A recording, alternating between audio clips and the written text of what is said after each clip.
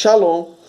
Hoje nós vamos refletir sobre o texto de Atos capítulo 16, versículo 31, onde a palavra do Senhor nos fala: disseram-lhe, crê no Senhor Jesus e serás salvo tu e tua família.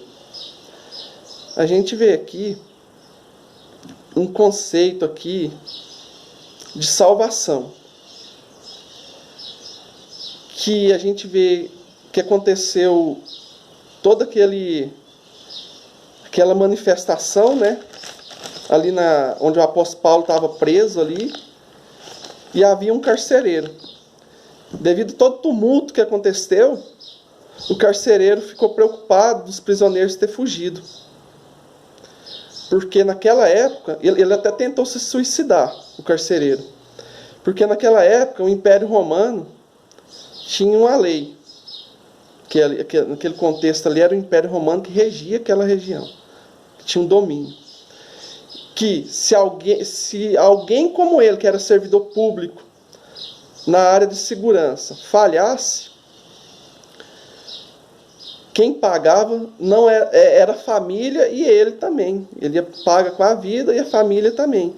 E ele ficou preocupado com a família dele, quando tinha acontecido todo aquele episódio ali na prisão. Ele ficou com medo dos presos ter fugido, né, o apóstolo Paulo e tudo mais.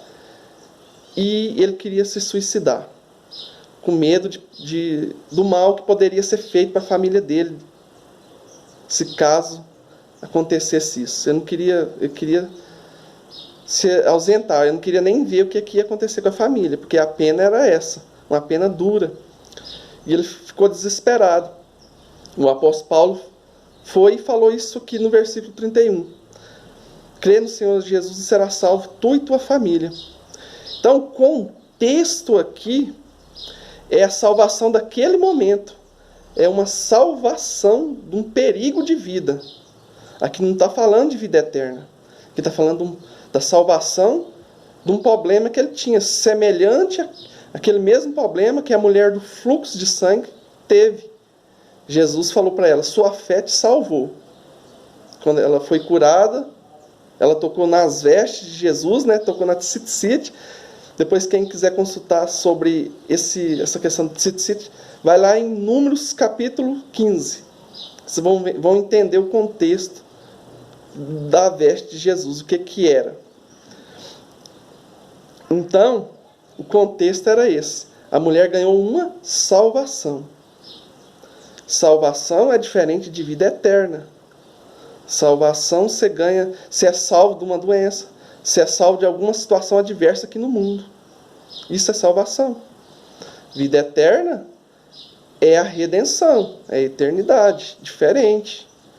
Então, a gente vê nesses dois casos aqui, que o apóstolo Paulo falou, nesse caso do carcereiro aqui, crê no Senhor Jesus e será salvo tu e tua família.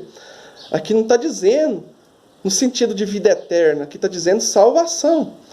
Agora, se naquele momento o carcereiro e a família aceitassem andar com Jesus, seguir uma caminhada para conquistar a vida eterna, tudo bem. Mas aqui ele ganhou uma salvação. Então, a interpretação correta desse texto é salvação, não vida eterna. Então, porque a salvação é individual. Não é automaticamente um ser salvo e o resto da família ser salvo. Todos têm que participar, fazer sua parte. A salvação é individual, não é um só da família se converter, o resto está salvo. Pode fazer de tudo, porque um só está convertido, o resto está salvo? Não, o contexto não é esse. O contexto é, cada um tem que fazer sua parte para conquistar a sua vida eterna. Agora, a salvação aqui, nesse contexto aqui, o apóstolo Paulo acalmou e deu uma palavra para ele. Não, se você se acalma, crê em Deus, né, que será salvo tu e tua família deste problema com o Império Romano. Entendeu? O contexto da mensagem. Então a gente vê aqui essa diferença de vida eterna e salvação. Então, é esse contexto que eu queria apresentar para vocês. Em outro momento, eu estarei trazendo mais a fundo esse assunto.